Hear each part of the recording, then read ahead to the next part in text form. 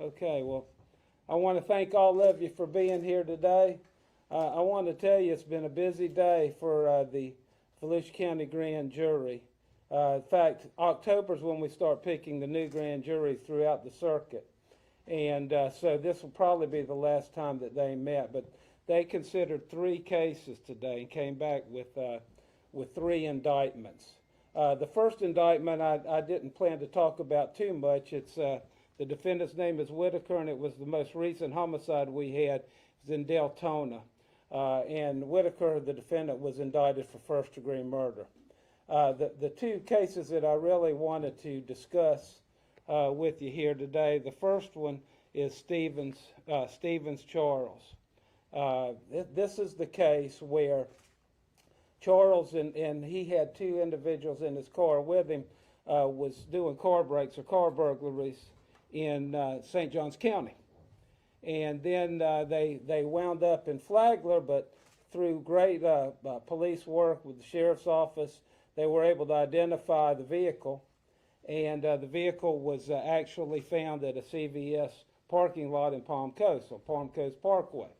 Ultimately, law enforcement arrived. They ordered him to get out of the vehicle, but the defendant chose to flee from the parking lot. And then it was over around a 22-mile chase, starting from there, wound up at destination Daytona.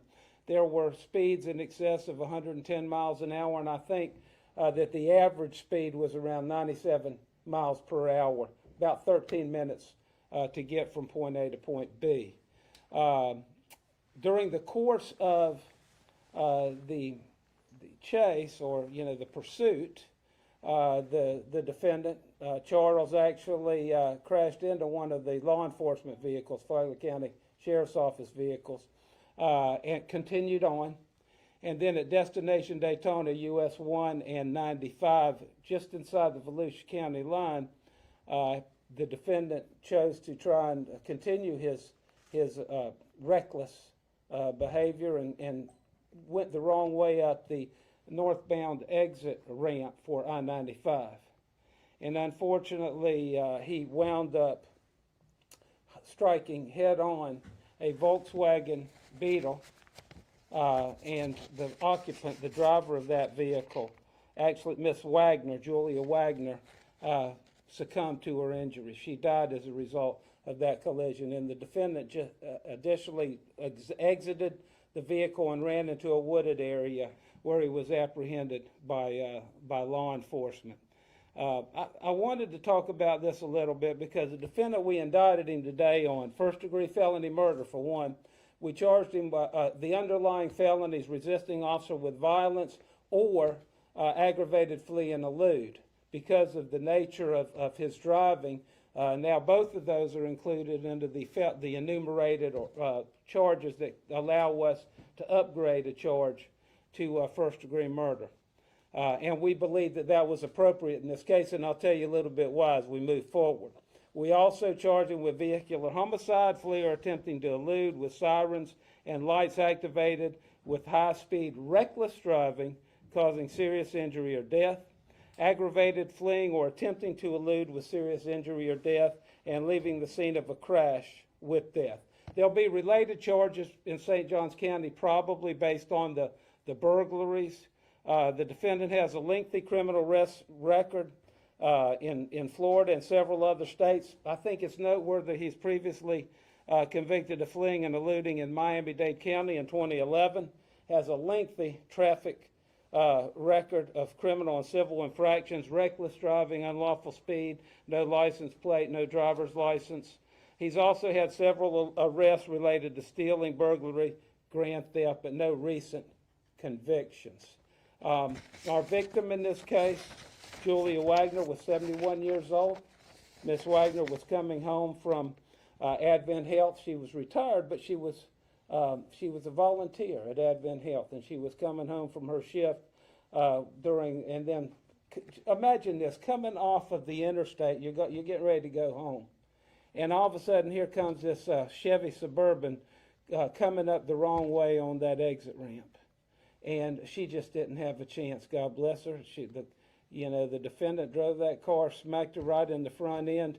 It's horrific to see the photographs of what the Suburban did to that little Volkswagen Beetle. She succumbed to her injuries, as I said. She'd been married to her husband for 35 years. Just a wonderful woman who wanted to stay involved with the community. And on the other end of this, you have a defendant, a multiple convicted felon, including flee and eludes in the past, who put countless lives at risk operating the motor vehicle and not obeying law enforcement commands. And I want to say this again. If he would have stopped and just stopped and surrendered to law enforcement, that's all he had to do. He wouldn't be facing first-degree felony murder charges now and looking at life in prison. And I can't stress enough how important it is. Folks need to comply with law enforcement. Now, this guy, he was running. He didn't want to get caught. But look at the situation he's in now. So I thought it was important to bring this case to the community's attention today. But it doesn't end there. The other case, and this is a bizarre and disturbing case that happened earlier in September. The defendant is Eduardo Labrada Machado. And a lot of you are probably familiar with that case. Machado was a clerk at the Circle K in Ormond by the Sea. And our victim in this case was an Edgewater police officer who was off duty at the time. He walked into the Circle K, was buying Polar Pops for his father-in-law he had just picked up from the hospital. I mean, this is a Circle K. How many times have any of us walked into a Circle K, a Wawa, or just some kind of convenience store? You know, and here's our victim. He's standing there, just waiting to pay. And all of a sudden, the defendant who left when our victim walked in goes outside. And all this is on video, by the way.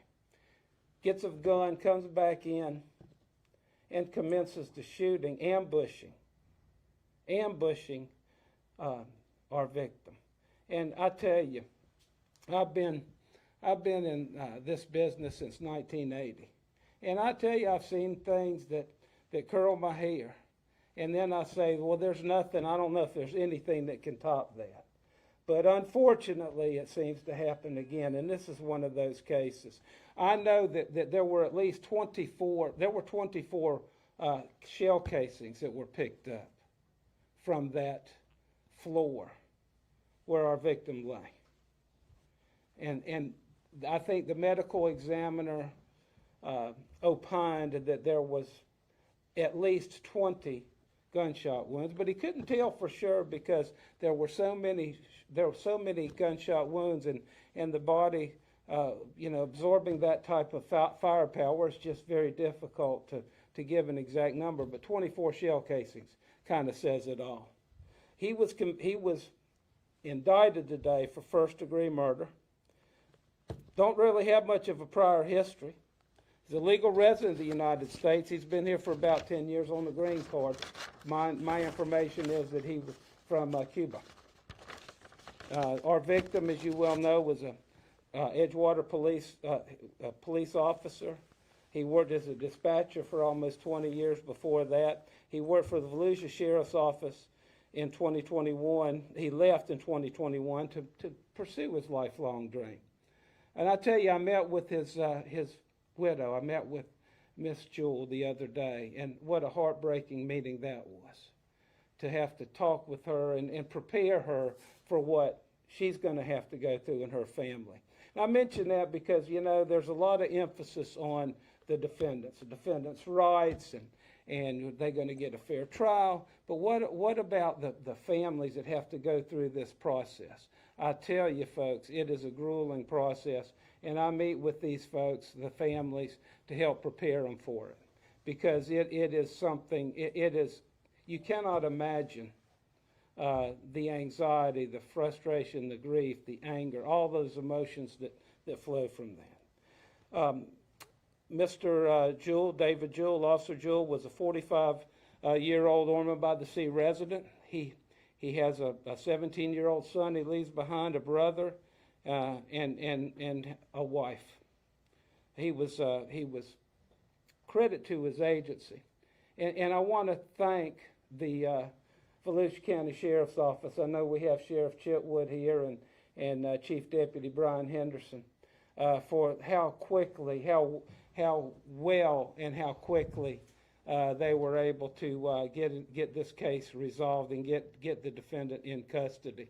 I can tell you that, I say bizarre because we're really not, it's unclear what, if any, motive there actually was for this particular killing. But it's very clear that it was premeditated, and it's very clear that the way it's very clear that this case deserves the ultimate punishment. So what I also would like to announce here today to all of you is that I have signed and will be filing a notice of intent to seek the death penalty in this particular case. And we are alleging that it was heinous, atrocious, and cruel, and cold, calculated, and premeditated. The defendant purchased the gun from Buck's gun rack several days before. He picked it up that day at 2 p.m., the day of the murder, the day of the shooting, the day of the killing. And 2 hours and 6 minutes later, he emptied the contents of the ammunition in that weapon, that 10 millimeter Glock, I believe it was, into the body of our victim. So we will be seeking the death penalty in this case. The intent will be filed today. The notice of intent, if any of you would like a copy of it. Again, I want to thank Sheriff Chitwood and Chief Deputy Henderson if they have anything that they'd like to say or add. No? Yes, sir. And I'd like to open it up for any questions you might have. There was talk about Larizza being mentally ill or some schizophrenic or on medicine. I mean, have you been able to find out any more information about that? No. Any indication he was seeing a doctor or taking any medication? We have no evidence of that at this point. I'm sure if it exists, it will come out, and then we'll react to it appropriately. But at this point in time, no. Any information at this point about what the timeline of these cases, especially the Machado case, will be when the prosecutional process will begin? Death penalty cases take longer. It's not unusual for a death penalty case to linger for 4 to 6, even maybe 7 years sometimes. But of course, that's better than if you have to try it over and over and over again. Look, we just remember the Victorino and Hunter cases we just resolved again. And how long ago did that happen? Well, it was in the 90s, I believe, maybe the early 90s. So we'll take our time with this, but I would say 4 to 6 years is not, it's a reasonable estimate depending on what the facts and circumstances that come in the case. Any other questions? Thank you all so much for coming today. I appreciate you braving the weather and being here. Drive safe. Take care.